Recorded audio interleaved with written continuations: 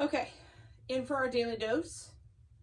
New setting, only because my studio has been hijacked by my son watching cartoons so that I have a second to be able to make this video. So, environment is less important than the work we're going to do tomorrow.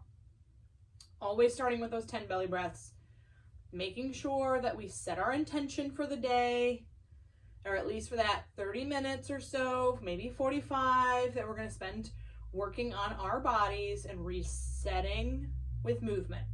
So 10 belly breaths before we do anything. We're then going to do 10 push-ups.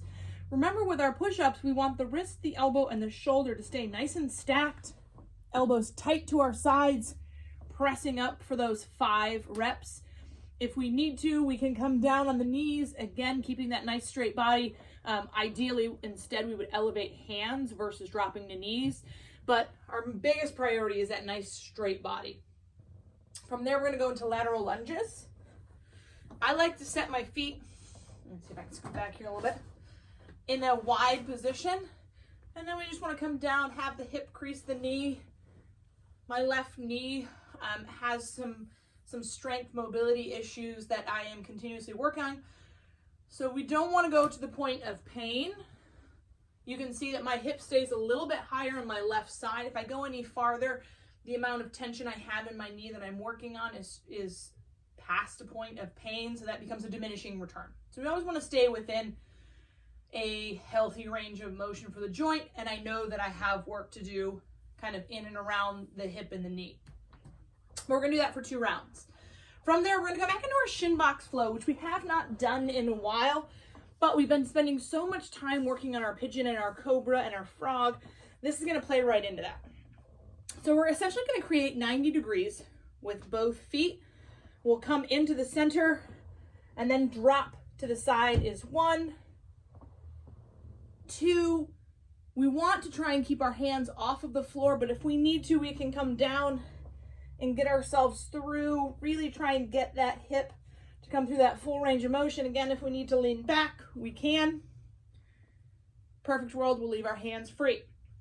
So we'll do 10 shinbox flow, and then the 10 shinbox flow into a lunge, we would come over and step through. From there, I come back down into that bottom of the flow. I'm gonna rotate through. I'm gonna rise up again. If I have to push with my hands, I can. This is my bad knee. From there, I'm gonna come into this top position, swing the leg around, swing it back through. I have to re-brace with my left knee to be able to come back around.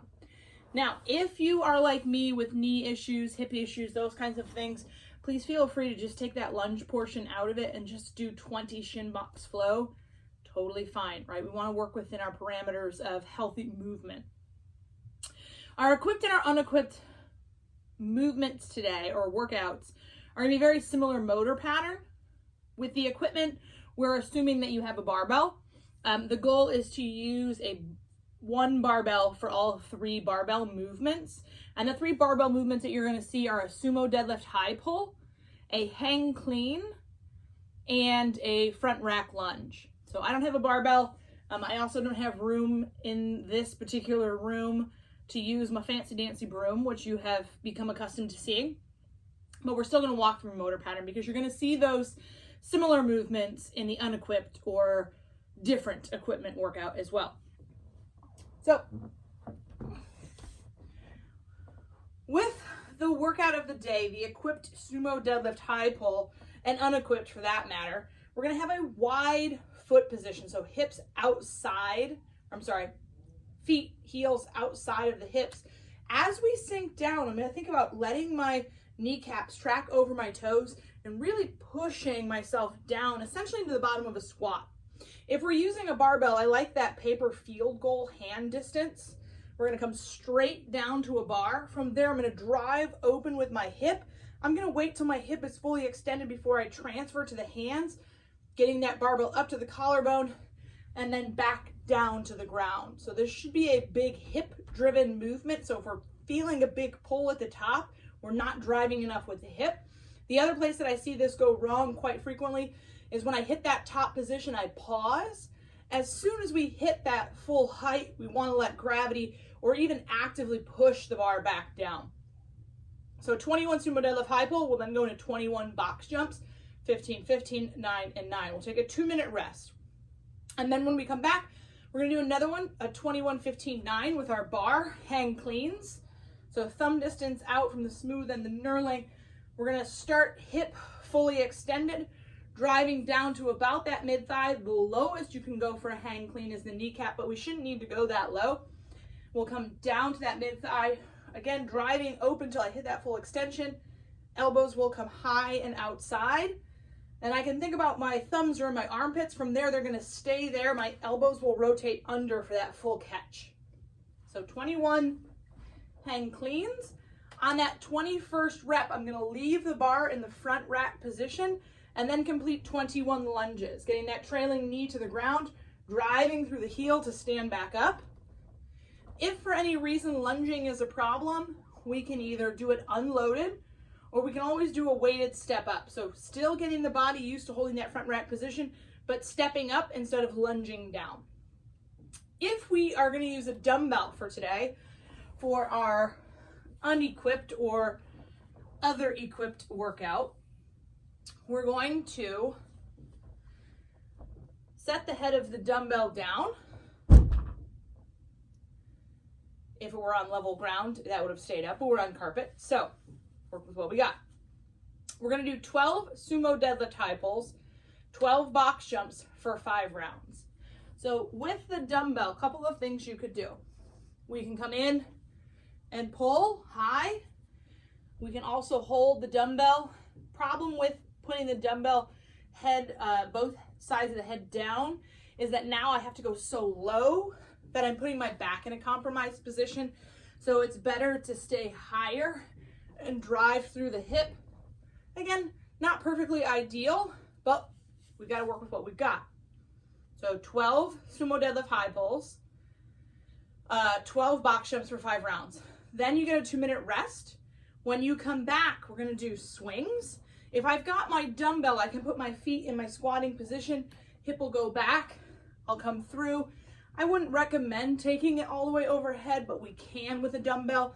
It gets a little bit awkward, depends on the weight. Lighter ones you can manage to get overhead pretty safely. Larger dumbbells, I would recommend just staying Russian or even coming to eye level. That way you can quickly get out of the way, should it go wrong. From there, I'm gonna hold on to the dumbbell, in this case, in a front rack position to do a weighted lunge. Again, remember, we could do a step up if we wanted to. If we had a kettlebell, we could hold that in a front rack position. If we had the sandbag, we can hold that right in a bear hug position. Get creative with what you've got. Again, if there's an issue with weighted lunges, ditch the weight and just do them unloaded. But we're looking for 15 swings, 15 lunges. If you need to make it even, make it 16 lunges to make yourself feel that OCD-ness that you're even on both sides. But again, we're gonna do that for 5 rounds. Once we've completed all of that, we're gonna come down into a calf smash. We can use the head of the dumbbell to kind of dig into that calf. If you've got a foam roller, great. Kettlebell handle is also pretty good. From there, right, 1 minute on each leg, we're gonna come down into this puppy dog position. So knees underneath your hips. From there, we're gonna let our head rest on the ground. So we're trying to get this mid back, right? So think about, right, I know this is on my side, but if I took my hand all the way up and around my back, we're trying to get that upper back to just relax.